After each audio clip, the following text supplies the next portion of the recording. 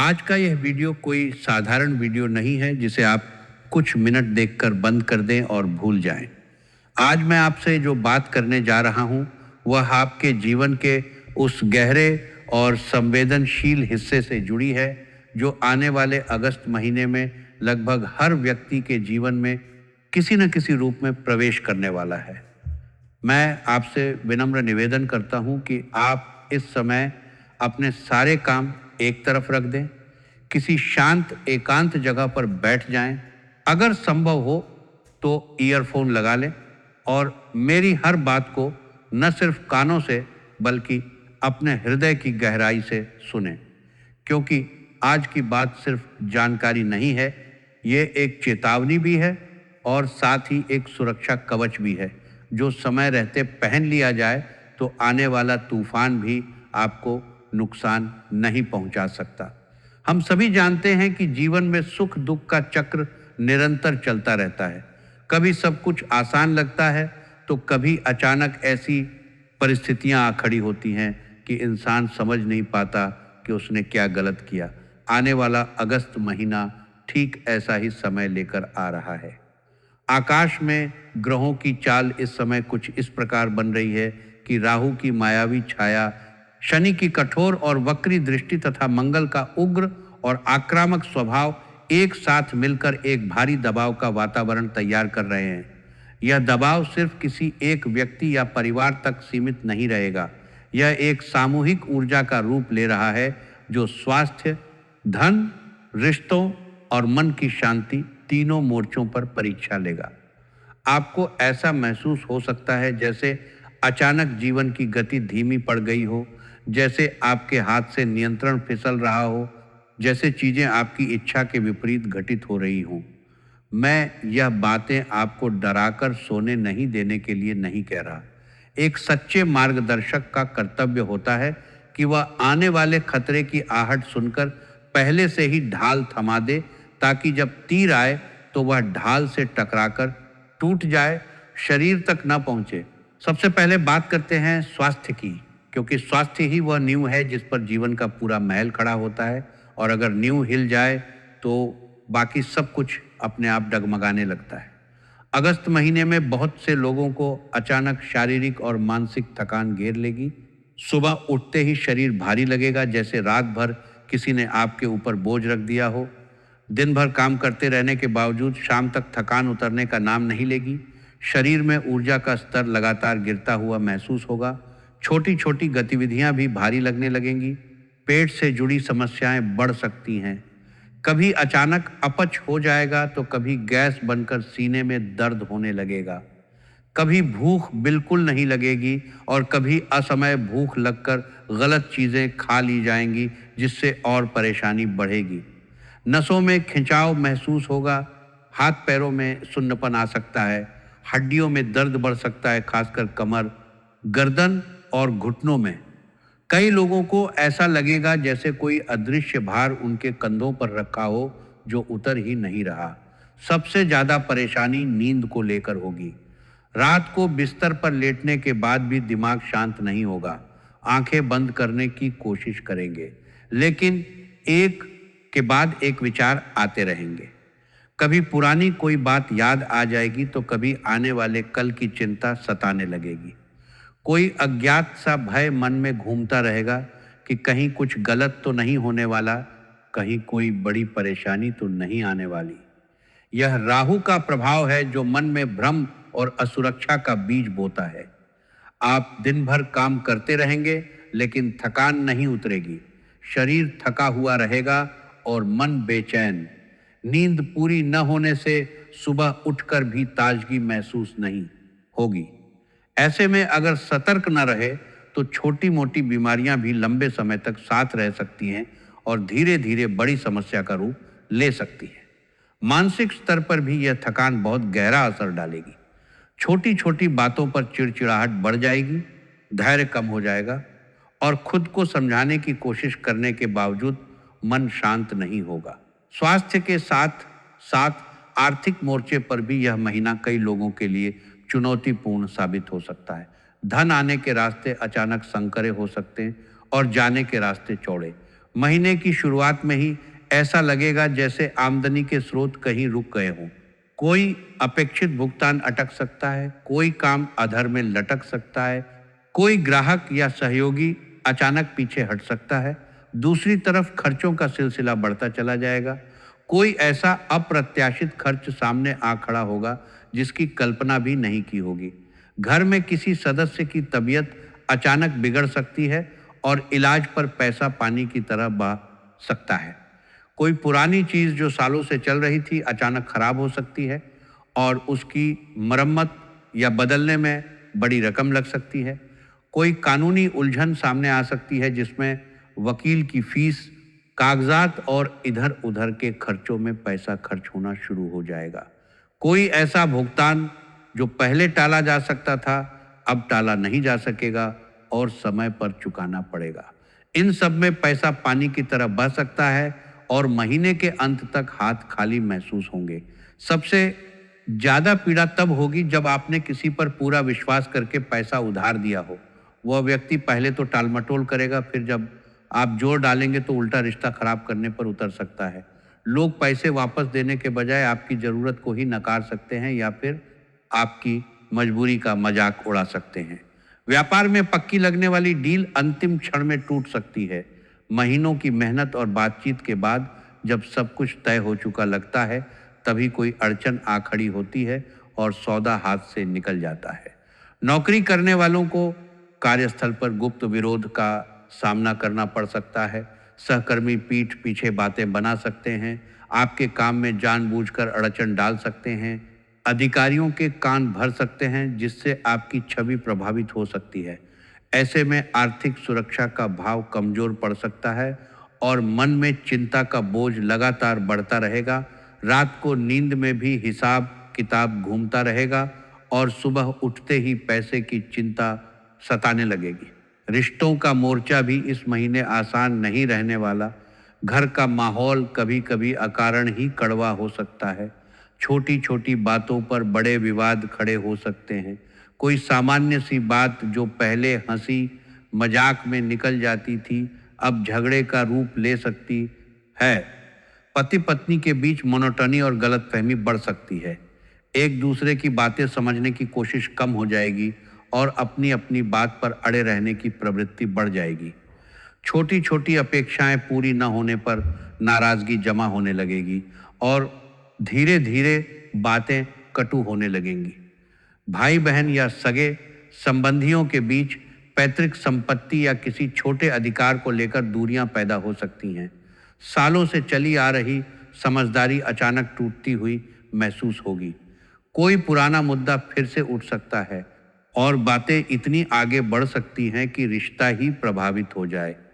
बच्चों का व्यवहार अचानक बदला बदला लग सकता है।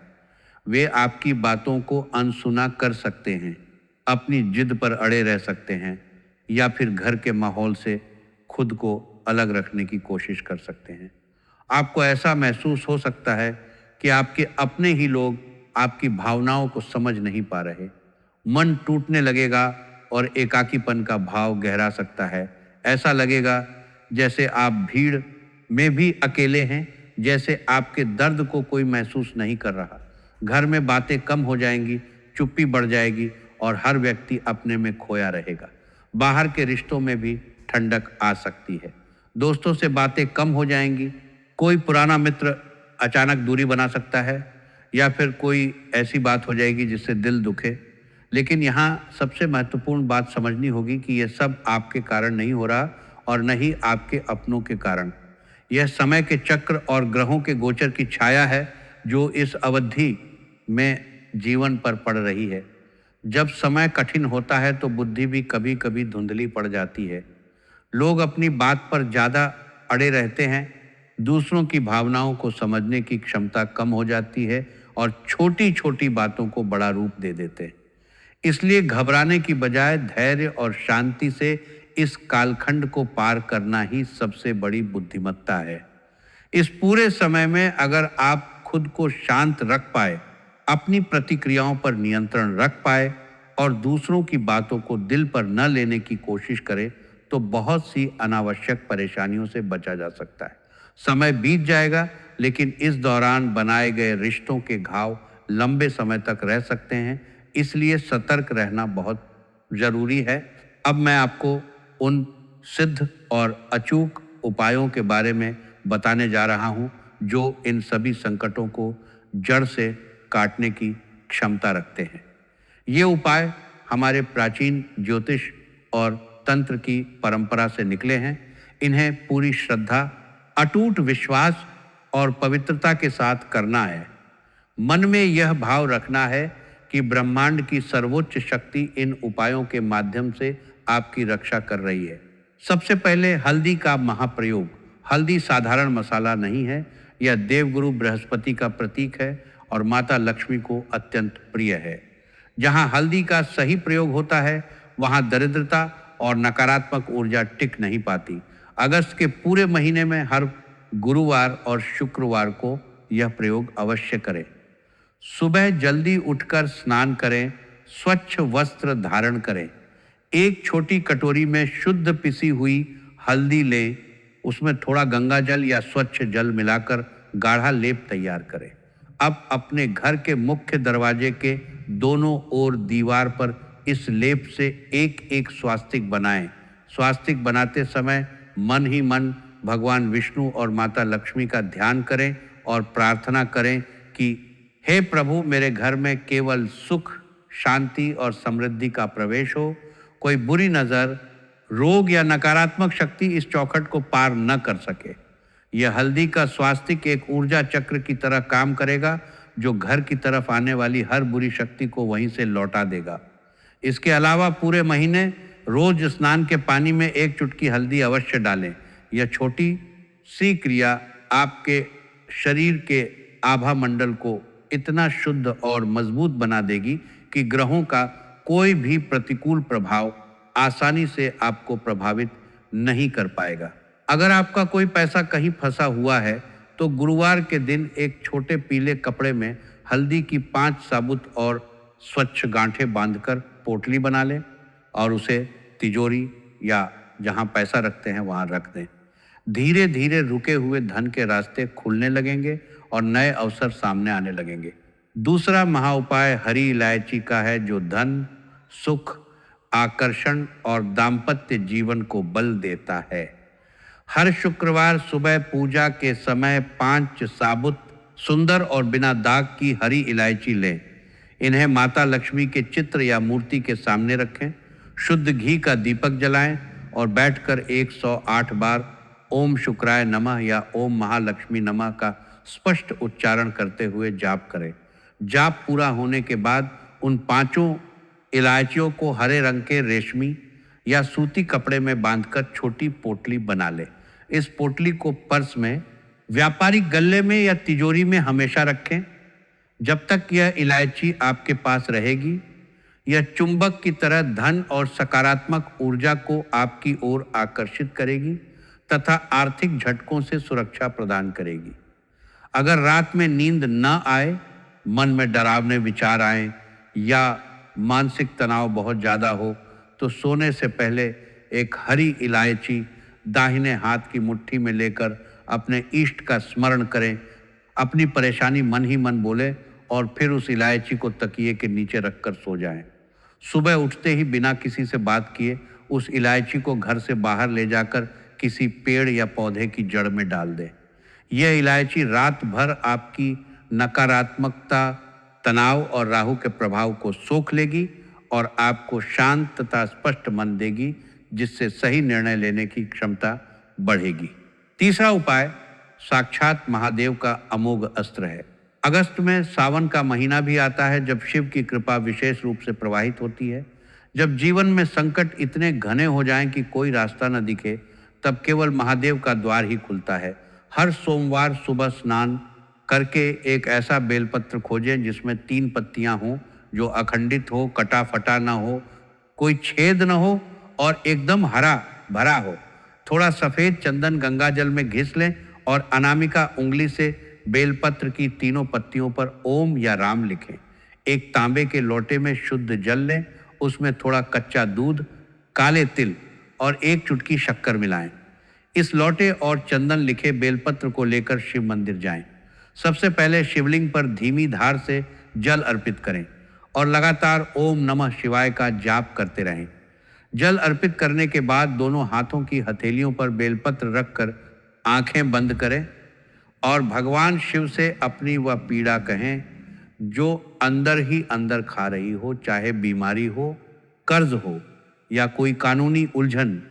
सब कुछ महादेव को सौंप दें। फिर बेलपत्र इस प्रकार अर्पित करें कि उसका चिकना हिस्सा जिस पर चंदन लिखा है वह शिवलिंग को स्पर्श करे और डंडी का मुख आपकी तरफ हो। भगवान शिव ने समुद्र मंथन का हलाहल विष पीकर सृष्टि को बचाया था।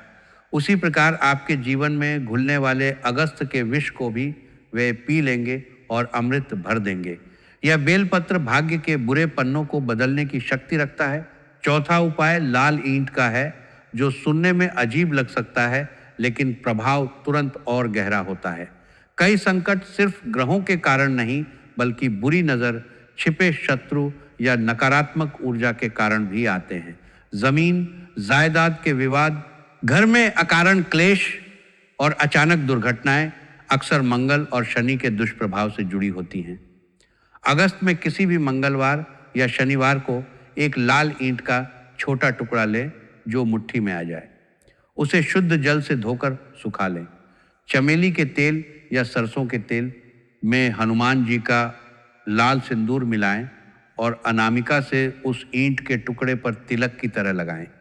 फिर इसे घर के किसी अंधेरे कोने में रख दें जहां रोज नजर न पड़े, जैसे पुरानी अलमारी के पीछे, छत के दक्षिण कोने में या स्टोर रूम में। रखते समय संकट मोचन हनुमान जी का ध्यान करें और दृढ़ विश्वास से कहें कि हे महावीर बजरंगबली, मेरे जीवन, परिवार और व्यापार में जो भी शत्रु, बाधा, बुरी नज़र या संकट प्रवेश कर चुके हैं उन्हें इस ईंट की तरह हमेशा के लिए जड़ कर दो। उन्हें इतना शक्तिहीन कर दो कि वे मेरा कुछ भी बिगाड़ न सके। पूरे अगस्त तक इसे वहीं रखा रहने दें। धीरे धीरे घर का क्लेश शांत होने लगेगा और विरोधियों की शक्ति क्षीण पड़ने लगेगी। जब महीना बीत जाए और लगे कि संकटों के बादल छंट गए हैं तो उससे बीत ईंट को उठाकर बिना किसी को बताए घर से बाहर ले जाएं और बहती नदी में प्रवाहित कर दें या सुनसान जगह पर गहरा गड्ढा खोदकर दबा दें। पलटकर न देखें और सीधे घर लौट आएं। सारे संकट उसी ईंट के साथ दफन हो जाएंगे। पांचवा और परम रक्षक उपाय सिंदूर का महाकवच है। अगस्त में अचानक चोट, वाहन दुर्घटना या कोई बड़ी आपदा का खतरा बना रह सकता है। अज्ञात भय भी सता सकता है। हर मंगलवार और शनिवार को हनुमान मंदिर जाएं। दर्शन के बाद पुजारी से निवेदन करके हनुमान जी के दाएं पैर से थोड़ा सिंदूर मांग लें। वहीं मंदिर में खड़े होकर मस्तक और कंठ पर लगा लें। यह सिंदूर अंदर एक ऐसी निडरता और सकारात्मक ऊर्जा पैदा करेगा कि भय स्वयं रास्ता बदलकर निकल जाएगा। इसी सिंदूर का एक और प्रयोग करें। साफ बिना लाइन वाला सफ़ेद कागज़ लें। चमेली के तेल और सिंदूर का मिश्रण स्याही की तरह बनाएं। अनार की कलम या माचिस की तिल्ली से उस कागज़ पर 3 बार श्री राम लिखें। सूखने के बाद मोड़कर छोटी पुड़िया बना लें और हमेशा जेब, पर्स या गले में ताबीज़ की तरह रखें। यह जागृत सुरक्षा कवच किसी भी बड़ी दुर्घटना, जागृत नज़र या काले प्रभाव को शरीर तक पहुंचने से पहले नष्ट कर देगा।